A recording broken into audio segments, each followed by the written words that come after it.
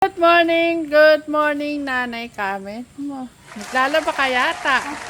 Morning po. Kumusta po kayo lahat? Dami mo yata labahin, Nay. Maraming salamat po sa araw-araw na bandang kilig na lagi sinusuportahan niyo po. Maraming salamat po. Kailangan mo ng kunting, Nay. Ito na yung sisay, ha?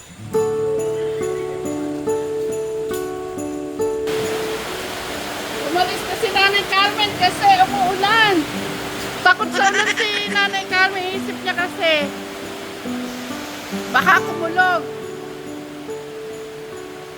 Tatakot. Kuya Robert! Umuulan! Baka magkasipong ka niyan. Ayan mga ka-jolly. Magluluto po ako. Mag-iihaw ako ng talong. Ayan, talong na naman mga ka-jolly. Mulan. Mag-iihaw po tayo ng talong para sa gagawa po ko ay salada. At inihaw na tilapia. Medyo may sira na po ng konti.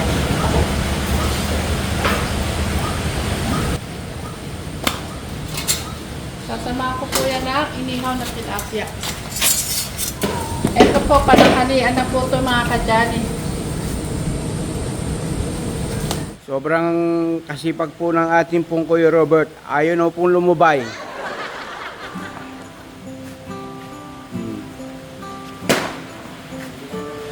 Kuya Robert! Umuulan!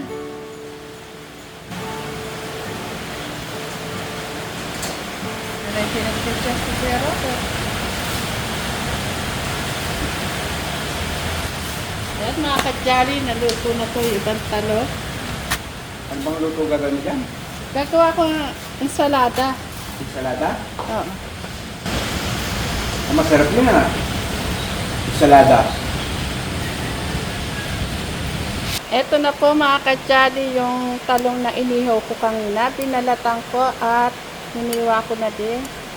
Ito po yung mga sangkap natin mga ka-jolly. Asin at saka paminta. Kamatis.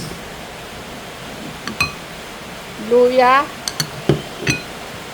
Kalamansi. At sibuyas. Pagsasama-samahin lang po natin yan mga ka-jolly.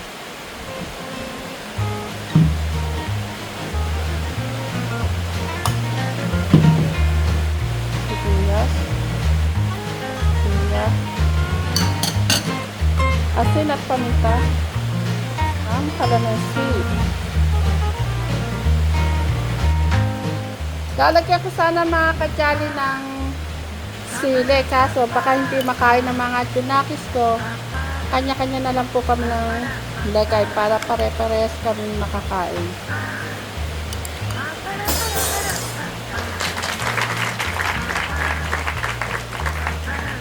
Masarap po nitong ensaladang ginawa ko. Finish na po ang ating ensaladang talong. Sisira na naman ang diet mo. Sabi nga ni Tita Jolan, Oh. wala ang diet. Kaya, alam niyo po mga ka-jolly, si Chris po, nagda-diet po yan. Diet niya. Nagda-diet po si Chris kasi tumaba po eh. Kaya nga, alam niyo po mga ka-jolly, ayan po yung papaya namin. Ang naging bunga po niyan, binilang po namin ni Chris. Sana pala binidyo natin nung binilang natin ito. 100 pieces po, naging bunga po niyan lahat-lahat. Ngayon wala na. Ngayon, ilang piraso na lang. 10 na lang yan. Binilang po namin, dyan na rin po kami kumukuha ng pantinola. Tapos si Kuya Robert po, nakakapagdala pa po kila Tekram. Sawa-sawa po kami sa papaya dati. Isa lang yan, so? Oo, isang puno lang po yan ka-jolly. Ang daming naging bunga. May kapitbahay pa po kami nakahingi sa amin ng papaya. Ang dami po nakinabang dyan sa papaya na yan. Yan, tatlo yan. Ngayon po mga kajali, ang tamis naman po ng bunga na yan. Ginawa ko po yung mga buto, yung mauna hanggang siguro nakasampung kuha tayo. Walang buto, no? Pero ngayon po, meron na po siyang buto. Yung mauna, wala pong buto mga kajali. Si Nanay Carmen po ang maraming pangyaman. Si Nanay Carmen halos araw-araw, papaya po ulam niya. Kasi sabi ko nga po, hindi po siya kumakain ng karne, itlog, isda, hindi po. Gulay lang po siya, tsaka mga prutas-prutas na kagaya ng papaya, mangga. Kaya po ang ginawa po namin ni Chris, kapag po may madilaw na po sa papaya, pinipitas na po namin para lumambot. Pinapahinog na lang po namin. Tapos, kada kakain po siya, yung kalahati ng papaya, kaya niya pong ubusin ni Nanay Carmen. Ang tamis po kasi mga kajali. Magandang tanghali na po mga kajali.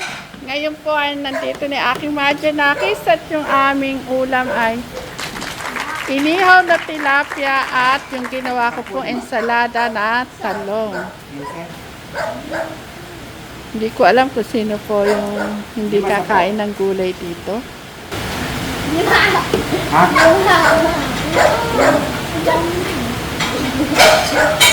Bigla sampo yan. Ay, si Clark. Kailangan laging busog si Kuya Clark.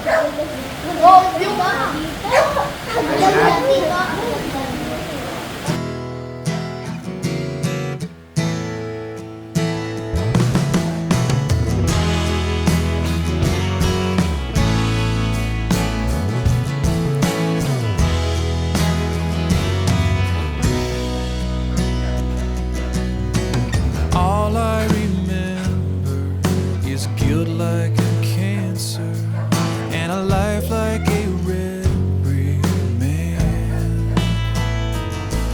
But a Savior of mercy, He found me and cured me with a touch of His nail-scarred hand. And here I stand, uncondemned, uncondemned. Oy, mag-pray ha. Kuya Clark ka mag-pray. Mag-pray muna, Kuya Clark. Lakas mo nga para marinig yung mga kajali.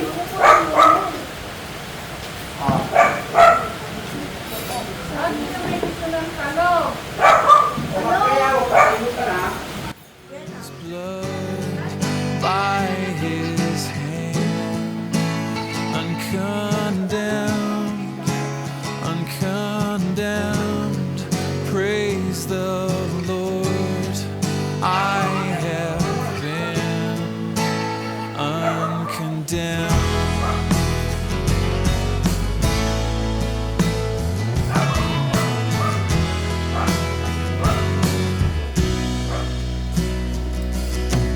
With a heart ever breaking, in a cell of my making, in a prison of guilt and blame. My chains they fell off me, and a voice called out softly, come out and forget your shame. In Jesus' name, uncondemned, uncondemned by His blood, by His hand. Ilapit ko sa ano, para malakasan. O, sige, pray na para makain na tayo. Kuya Clark. Okay.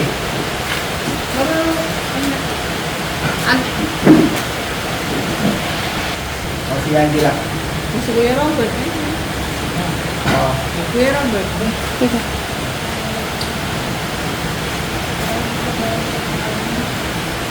ayan. Okay, sige. Kain na po. Tayo. O, sige, magkaya naman kayo. 1, 2, 3! Yan, napakasarap na ulam, o. Yan, napakasarap po na ulam. Talong. Walang umpay na talong, mga kadali. Walang kamatay. Talong, mga kadali. But, ang mahalaga doon, iba-iba ang klase ng luto, no? Akain niya tayo. Akain ni Angel Picorinci. Bukuha ang baso.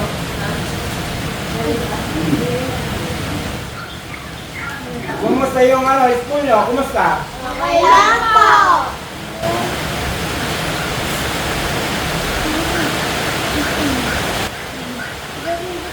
Kuya Clark, ginagalingan ba sa school? Oo. Ano? Opo. Ah, ay sorry, ano naman pala. Okay, Kuya Bangi, kumusta yung school? Naman. Kuya Robert, kumusta yung school? Ha? Kinder ka? Back to kinder. Marami nga yung classmate. Ako na Robert. Sino na Carmen? Kumain na. Dapat pinagsabi siya Mga rin. kadali, si Nanay Carmen po, kapag po ganitong umulan, ayaw po nang lumalabas na dahil tatakot po siya sa ulog. Ang gusto ko ni Kuya Robert yung ano mo. Kaya mga ganun po siya kumain, pinasok po yung pagkain sa ulog.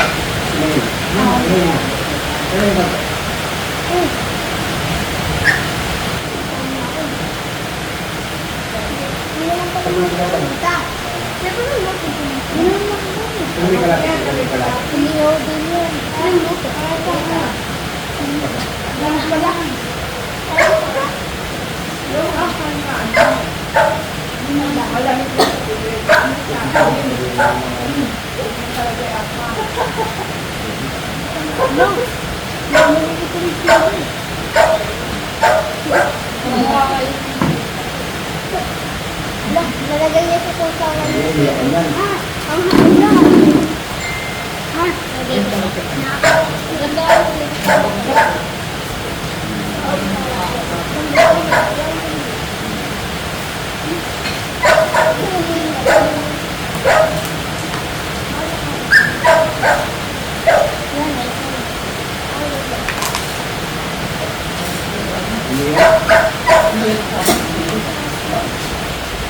Mga kadali, ayaw lang sa siri si Kuya Bangi, ha? Ahang po kasi.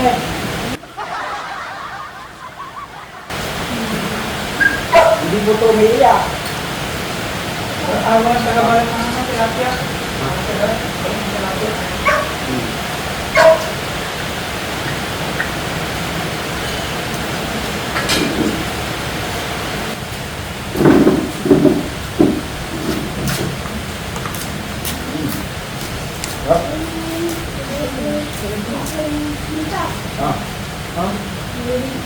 Kumain ka na. Kumain ka na. Kumain ka na, Clark. Kanya. Kumain ka na, Clark. Kuya Clark, kumusta naman yung ate mo? Baka may pagligawan sa school. Hindi ko dito, binapatay ko lang. Pinapasin kayo kung bumuka, sir. Dito, pinatayuan mo. Kasi ate Angela mo, nagpapabango na yan. Ay, hindi yan. Baka Kay Kuya Robert po may tumbok, siya raw susunod sa school. Kayo, Baka pag nakita pa ni Kuya Robert yung teacher ni Manuel Gawin, dalaga. dala ba? No? Angel. Ay, hindi. Wala naman di masama eh. Tinatanong ko yung Robert eh. Ipagkano pa sa tayo ko yung Robert sa school para makita mo yung teacher nila. Dali ako sa ano yung bakla? Hindi yan. Yung marami man sila.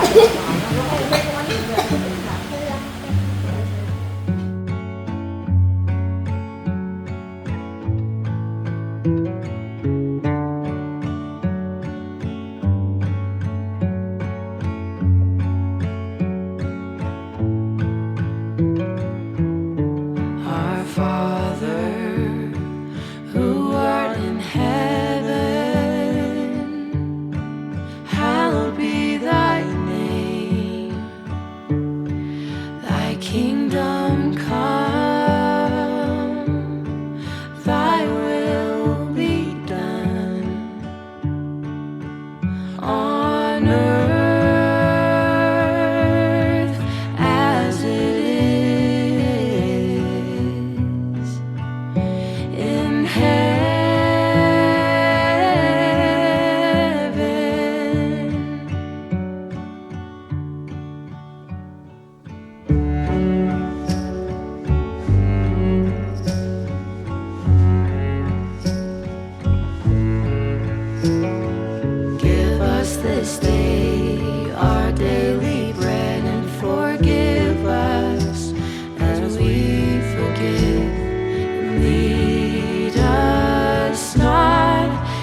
to tell